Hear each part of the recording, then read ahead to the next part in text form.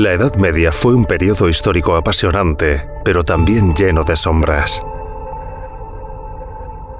En Europa el feudalismo creaba una sociedad injusta y desigual, y la Iglesia Católica había crecido en riqueza y poder, pero había convertido los principios de Jesús en una religión alejada de las personas, donde había un abismo entre el clero y el pueblo llano. En medio de esto, alguien se levantó para decir que aquello no estaba bien, que había que cambiarlo.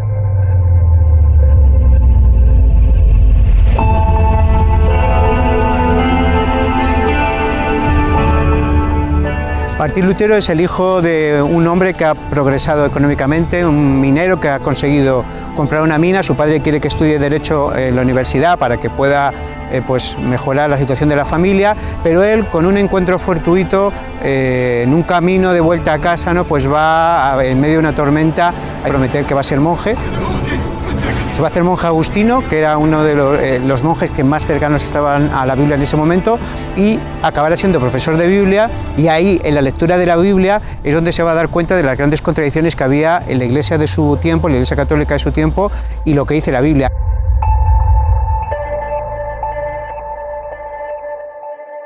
Podemos decir que el año 1510 representa un punto de inflexión en la vida de Lutero. Él va en un viaje a Roma y queda profundamente decepcionado con toda la corrupción de la jerarquía eclesiástica, el boato y todo lo que allí hay. 7 años más tarde hay una campaña del Papa León X para captar fondos mediante la venta de indulgencias, que son unos documentos que mediante la compra de ellos se podrían liberar a familiares del purgatorio. Llegues arriba, Hendrik será liberado del purgatorio y entrará por las puertas del cielo. Esa es la gota que colma el vaso y Lutero decide redactar las tesis contra la indulgencia. También pone en tela de juicio toda la teología de la época, y eso es colgado en la puerta de la Catedral de Wittenberg. Fue por aquel entonces cuando Lutero tuvo su crisis espiritual. Le atormentaba la idea de la justicia de Dios, porque él la entendía como algo que Dios le exigía a él y que jamás podría alcanzar. Pero al leer las palabras de Pablo en el Evangelio, la justicia de Dios se revela por fe, entendió que se trataba de la justicia de Dios que había provisto para los pecadores en Jesucristo. Y ese fue el gran descubrimiento de Martín Lutero. La palabra protestante viene porque Lutero, con sus tesis, protestó a Roma de esos principios teológicos que no eran de acuerdo a la Biblia. Esas tesis han sido, digamos, una declaración pública de que el Evangelio era patrimonio de la humanidad, y de ese patrimonio gratuito de Dios la Iglesia estaba haciendo un gran negocio, aprovechándose de la oscuridad del medievo. En apenas 2 semanas, este documento, traducido al alemán y copiado innumerables veces, se había difundido por toda Alemania, llegando a oídos del Papa León X, que acabó declarándolo hereje. En su tesis, Martín defendía una vuelta al cristianismo sencillo predicado por Jesús en sus orígenes, que se puede resumir en las famosas solas. Mi crítica no es contra el Santo Padre, sino contra los deshonestos que dicen representarle. Sola Escritura significa que la palabra de Dios es la única verdad legítima y que nos revela toda la verdad acerca de la salvación, que no hay nada que podamos añadir o quitar de la palabra, sino que Dios nos lo ha dado allí todo completo. La sola gracia hace referencia a que no somos salvos por obras, por muchas obras piadosas, por muchos sacrificios, mucho que te flageles y tal y que cual.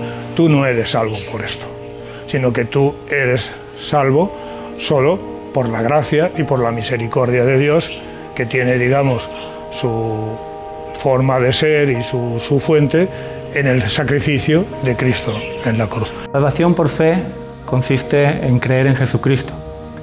Él en la cruz murió por nuestros pecados y nosotros pues no podemos resolver el problema de ese pecado nuestro. Él lo hizo y creyendo en Él nos dice la Biblia que somos salvos. Solo Jesucristo significa que la salvación está basada solamente en Cristo. Solo Jesucristo significa lo que Jesucristo dijo: yo soy el camino, la verdad y la vida, nadie viene al Padre sino por mí. Solo a Dios la gloria es la última de las 5 afirmaciones y es una consecuencia natural de haber entendido las 4 anteriores. Porque cuando yo me doy cuenta que la salvación no es por obras, que es solo a través de Jesús, por medio de la fe y por gracia, la consecuencia natural es que solo Dios se merece la gloria, la alabanza y los elogios. La rápida expansión de las ideas de Lutero solo se puede explicar gracias a un aliado inesperado: la imprenta de tipos móviles. Gutenberg había estado haciendo pruebas durante más de 30 años atrás, y para esa época el ingenio alemán ya se había popularizado, permitiendo hacer muchas copias de un documento de manera rápida y económica. Aunque ahora lo veamos como algo habitual, la imprenta supuso para finales del siglo XV, principios del siglo XVI, la gran revolución cultural. El libro podía llegar a casi cualquier parte de una manera mucho más barata, y eso hizo que las ideas se difundieran muy rápidamente por Europa. Muchísimos folletos, libros que van a llegar a todos los rincones de Europa, incluso cuando él va a la dieta de Worms ya es muy conocido y la gente le sale a recibir como una especie de famoso de la época. Y curiosamente también lo que va a hacer la imprenta, darle la oportunidad de traducir la Biblia, la palabra de Dios. Cuando él está perseguido, piensa que le van a matar, lo que va a hacer es traducir la Biblia al alemán, al lenguaje del pueblo, para que si matan a Lutero no puedan matar a 1 millón de luteros, que se va a convertir todo aquel que lea la Biblia.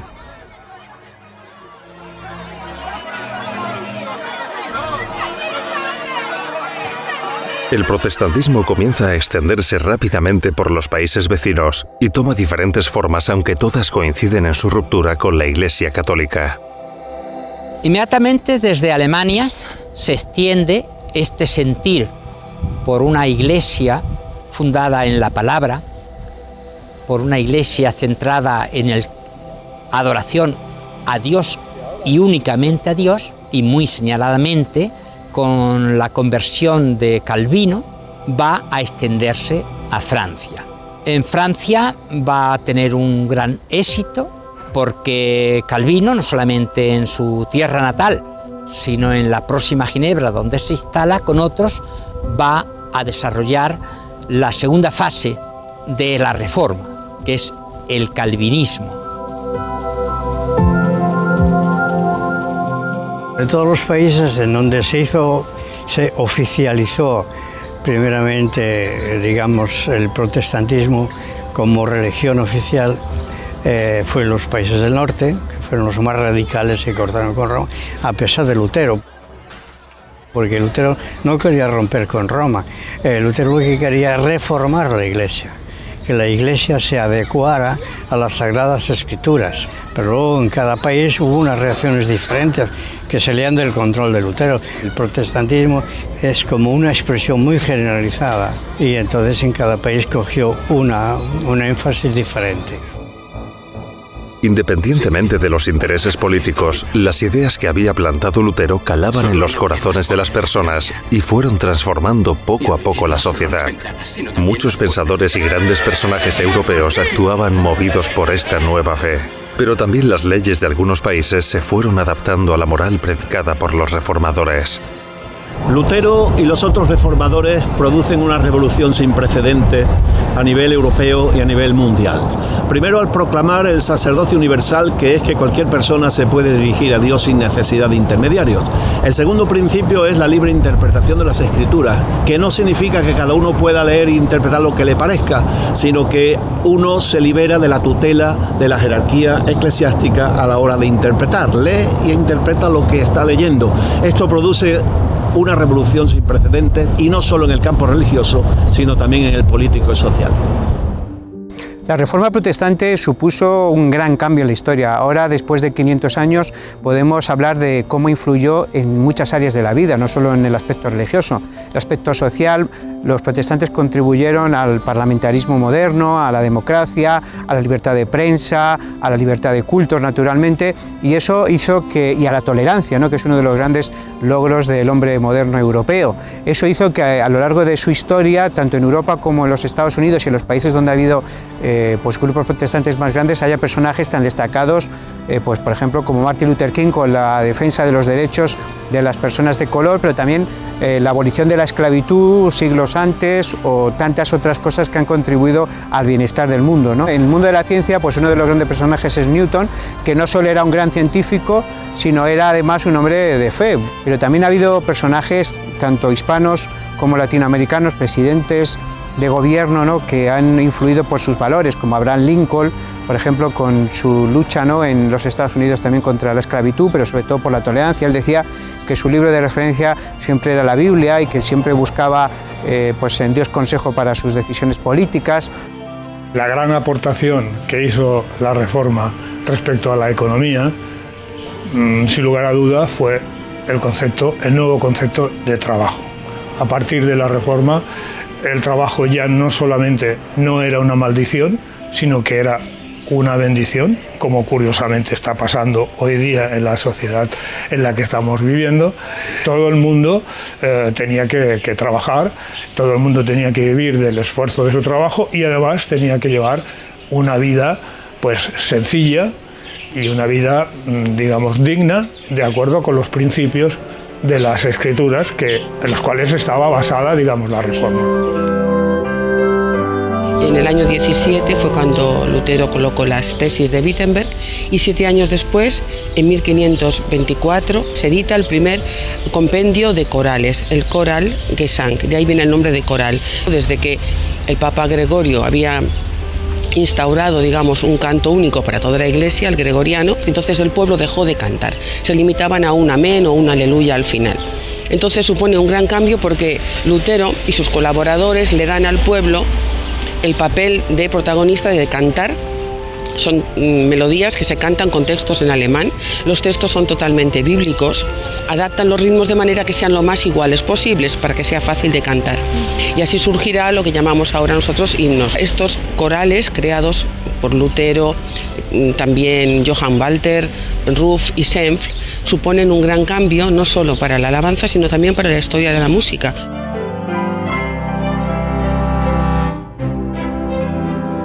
La llegada del protestantismo a España no fue fácil a causa de la fortaleza de la Iglesia Católica y a su unión con la monarquía reinante. No obstante, muchos valientes extendieron las nuevas ideas y se crean numerosas comunidades, entre las que destacan las de Valladolid y Sevilla. Las ideas luteranas encontraron eco en España fundamentalmente en dos focos, Valladolid y Sevilla. En ambas ciudades se persiguió la disidencia por medio del Tribunal de la Inquisición, donde Sevilla tenía sede. Los castigados iban a prisión al castillo de San Jorge, después pasaban al auto de fe si sobrevivían a los rigores de la prisión a un auto de fe que se celebraba en la Plaza de San Francisco y de allí directamente al quemadero que hoy es el Prado de San Sebastián. Entre los monjes de este monasterio situado en Santiponce, en Sevilla, estaba Casiodoro de Reina. Él inicia aquí la primera traducción completa de los escritos originales al castellano. Era la Biblia del Oso, que posteriormente la terminó en el exilio y fue revisada por Cipriano de Valera. Aquí se encontraba también el prior García Arias y Antonio del Corro, que fueron sentenciados por la Inquisición a causa de que habían penetrado la idea de Lutero. Propios y extraños han acuñado que la Reforma del siglo XVI termina a mediados de ese siglo con los autos de fe de Sevilla y Valladolid.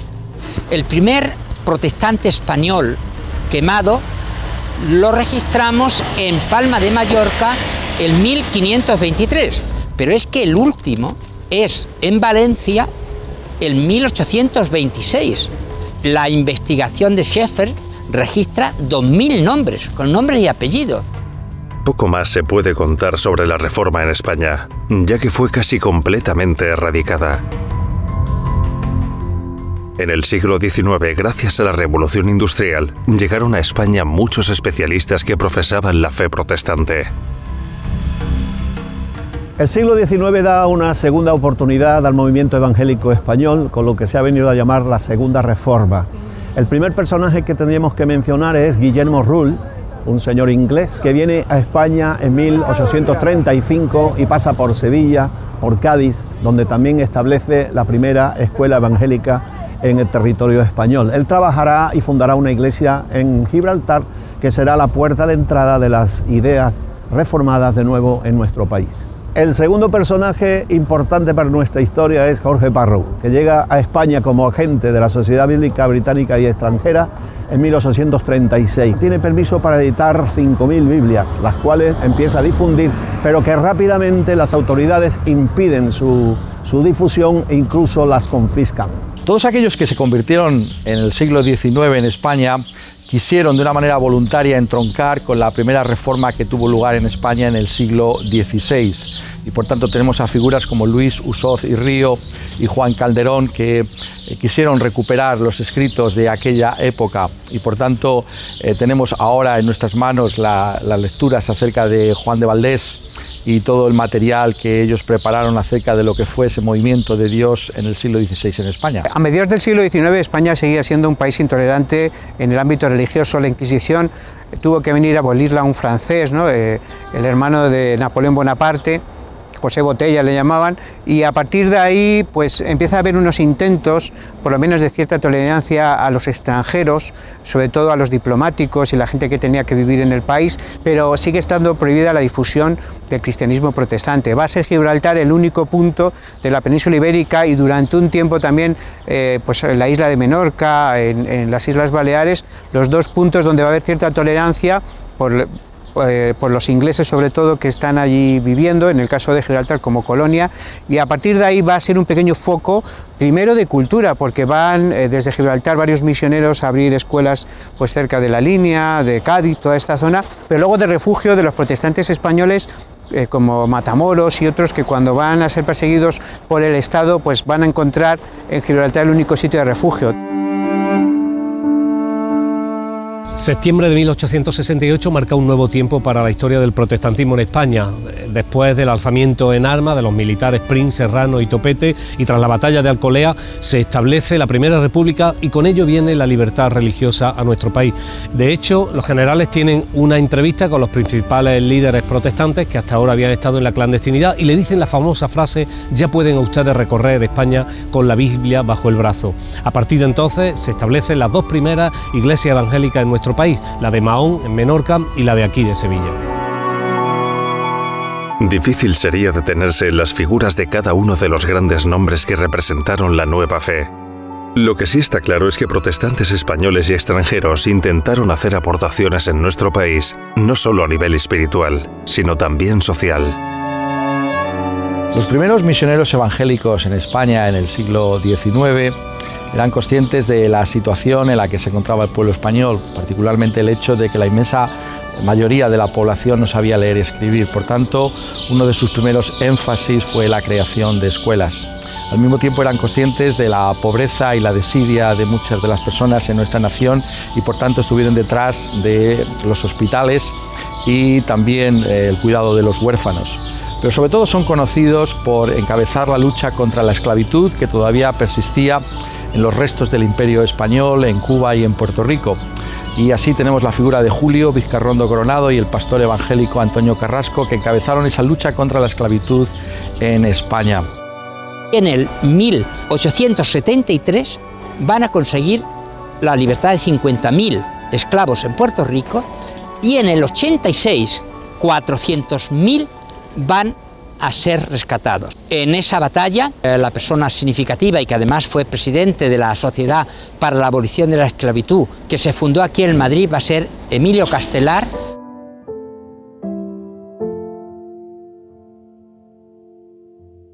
Lutero, cuando inicia la reforma en Alemania, consigue que el pueblo alcance la lectura de la Biblia. Resulta que el pueblo es muy analfabeto, entonces no le queda otro remedio que producir, o sea, enseñar al pueblo cómo leer. Eso se traduce que toda la evangelización, a todos los lugares donde ha llegado la evangelización, la alfabetización ha ido en paralelo.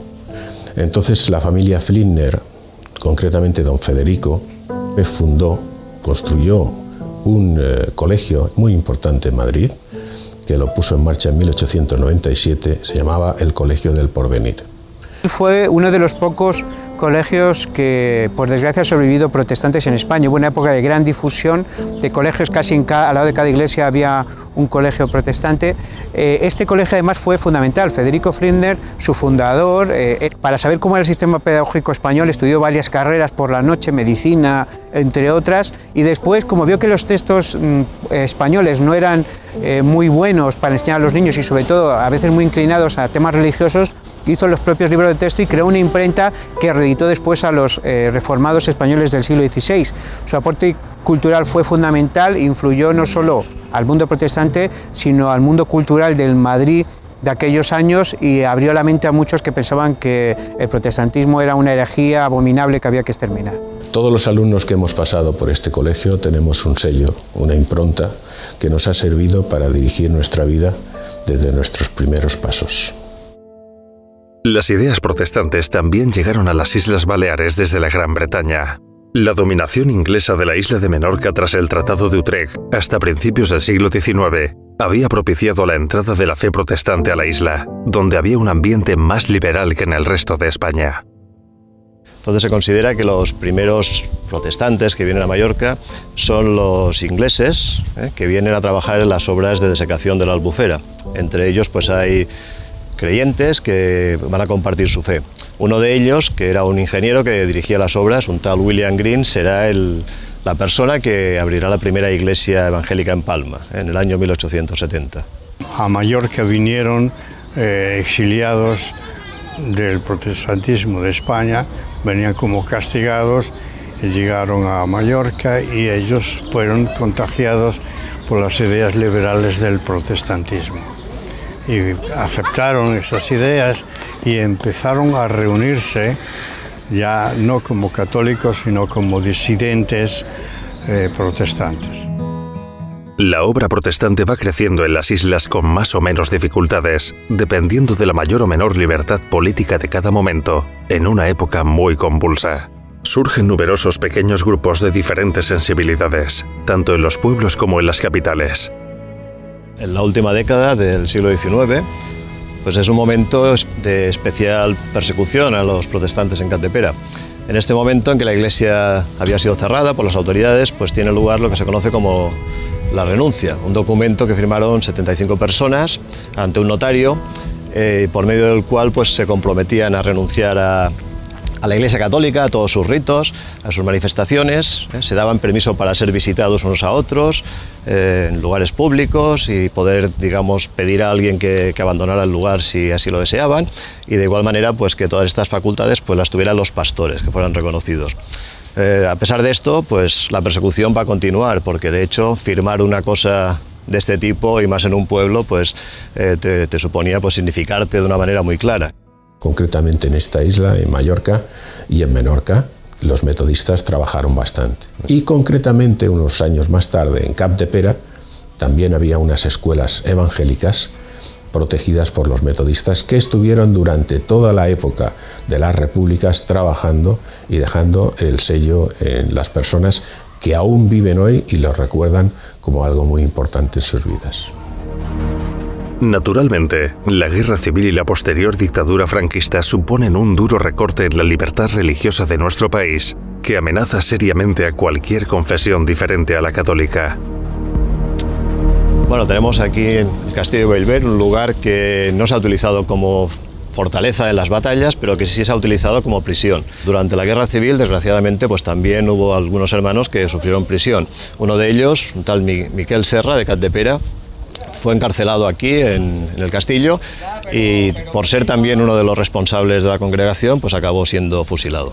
Todos los actos oficiales, los protestantes tenían que reunirse en privado y en secreto. Pues hubo persecución, opresión, presión de la Iglesia, presión del Estado, presión del gobierno. Entonces, prácticamente los protestantes no podían casarse, no tenían papeles de matrimonio, tenían que hacerlo ante notario. Pues durante la dictadura franquista no se podían enterrar a los que no eran católicos en lo que ellos llamaban el recinto sagrado o la tierra sagrada. Entonces nosotros como evangélicos teníamos un problema, Cuando moría alguien no sabíamos dónde teníamos que enterrarlo. Teníamos que enterrarlo en el lugar donde ellos enterraban a los suicidas, a los que no eran católicos, a los judíos, etc. Entonces compramos una tumba que nos costó en aquel tiempo 150.000 pesetas, la pagamos como pudimos, esto era a principios de los 70. Con la llegada de la democracia, la situación religiosa del país se va normalizando poco a poco. En todas las islas se produce un crecimiento de las comunidades evangélicas que culmina con una expresión unida de todas las iglesias en 1982, en la campaña Él Vive. El primer acto fue en mayo de 1980 en la Plaza de Mayor, con una campaña en donde se unieron las 5 iglesias que había en la ciudad, se unieron para hacer una campaña conjunta, ¿no? Entonces nosotros hemos salido con esa frase: Jesús vive, Él vive. Y cuando Él vive, entonces visita a los discípulos y surge la verdadera fe cristiana evangélica. La comunidad evangélica es numerosa a nivel mundial, aunque en nuestro país existe un gran desconocimiento sobre cómo se organizan y denominan estas iglesias. Pues tanto la palabra protestante como la palabra evangélico vienen de la Reforma del siglo XVI, pero son palabras distintas, ¿no? Porque la palabra protestante es más bien una palabra religiosa que habla de cierta tradición cristiana diferente de la católica. Los evangélicos ponen mucho énfasis en la Biblia como palabra de Dios, pero hay protestantes que quizás no tengan esa misma convicción en cuanto a la Biblia como la base de lo que creemos y hacemos como cristianos. Los que somos evangélicos nos sentimos las dos cosas, protestantes y también evangélicos. En el ámbito evangélico se da el fenómeno de que hay distintas denominaciones con énfasis particulares, especialmente en el ámbito de expresiones cúlticas, de organización eclesiástica, en algunos casos simplemente por factores geográficos, culturales. Las iglesias evangélicas se organizan de forma independiente entre ellas, no existe una jerarquía de unas a otras. Cada iglesia organiza sus propios estatutos y funciona de una forma asamblearia, o sea, son todos los miembros de la congregación que se reúnen con la periodicidad que haga falta y participan en la toma de decisiones del día a día de la iglesia, ¿no? Son ellos que votan y participan y se implican de una manera directa pues, en las cuestiones administrativas o las cuestiones incluso de orden y fe que pueda haber en la iglesia. Hace años que entendimos que la iglesia local es la que tiene que sostener a sus ministerios, a la gente que trabaja en ella, y lo hemos conseguido. Nuestra iglesia ha tomado para financiarse el modelo bíblico, donde se nos habla de diezmos, de ofrendas, de limosnas. Luego, con lo que recogemos los domingos, las ofrendas o colectas es lo que destinamos en mayor parte a obra social. En la actualidad, la comunidad evangélica balear cuenta con unos 6.000 miembros repartidos en las islas. Muchas de las iglesias están asociadas bajo el Consell Evangèlic de las Illes Balears, creado en 2008.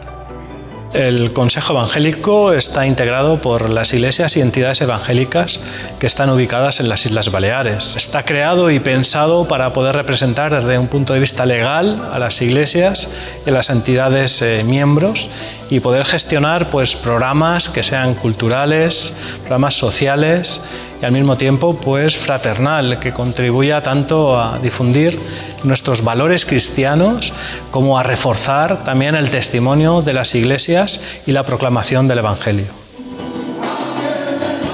A día de hoy, la Iglesia Evangélica Filadelfia es una de las más grandes de Europa porque en los años que llevamos somos una de las más jóvenes, sin embargo es una de las que más ha crecido en los últimos 60 años. Aproximadamente, como he dicho antes, andaremos por las 1.400 iglesias. Nosotros trabajamos en el pueblo gitano porque tuvimos un llamado directamente para el pueblo gitano, pero en esa trayectoria ha habido muchas personas no gitanas que se han convertido y son pastores en medio de nosotros. Por lo tanto, no podemos hacer exclusión de nadie. Eso sería un pecado delante del Señor. El Señor nos llama a todos por igual. Las iglesias evangélicas siempre han estado muy concienciadas con la acción social en sus barriadas, y aquí en las islas, por ejemplo, trabajamos conjunto con las prisiones, con la labor con los ancianos, banco de alimentos, servicio de ropa y demás cuestiones sociales, identificando las necesidades que tenemos a nuestro entorno. El Ejército de Salvación fue fundado en el año 1865. La labor que estamos realizando en Mallorca es hacia las personas, familias necesitadas. Estamos entregando ayuda para 250 familias. Estas tiendas han surgido o han nacido con el propósito de recibir donaciones y lo que hacemos es invertir esa donación en dinero para ayudar a estas personas que he mencionado, no solamente en Mallorca, sino en el resto de España. Remar se fundó en 1983. Bueno, en Mallorca tenemos esta casa de acogida que es para chicos de primera y segunda fase que vienen, con problemas de drogadicción, de alcohol, y luego tenemos una casa de familias de matrimonios. Tenemos tiendas de segunda mano, de muebles que reciclamos, que recogemos, electrodomésticos, y con eso nos subvencionamos. Asociación Betel se estableció en Palma de Mallorca hace 24 años, lleva funcionando a nivel nacional unos 32-33, y la obra evangélica en este aspecto fue un refugio para muchas personas que estábamos necesitados de ayuda y no sabíamos dónde acudir. Trabajamos conjuntamente en la prisión de Palma, se realizan talleres, algunos de manualidades, de pintura, también hemos realizado talleres de lectura de la Biblia o de estudio bíblico para las personas que están más interesadas. Aquella historia que empezó hace 500 años con Lutero tiene hoy su continuidad en Baleares en los más de 6.000 protestantes que se reúnen en las islas. Una comunidad que pretende imitar los pasos de Jesús, impactando en la sociedad que le rodea.